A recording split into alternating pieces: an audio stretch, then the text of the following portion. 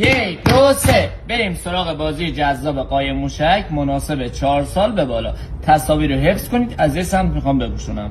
این توت فرنگیه، ذره‌بین، بستنی، دستکش، گربه و چکمه. خب اولا تاس میریزم.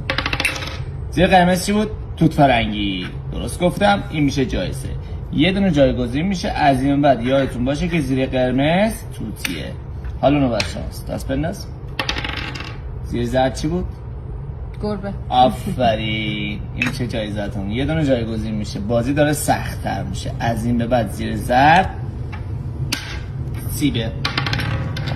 آبی چی بود؟ آبی تازه گذاشتم. توتی. آفرین. نه این ذره‌بینه. دوباره برمیگرد سرشش. حالا نوبت آنه.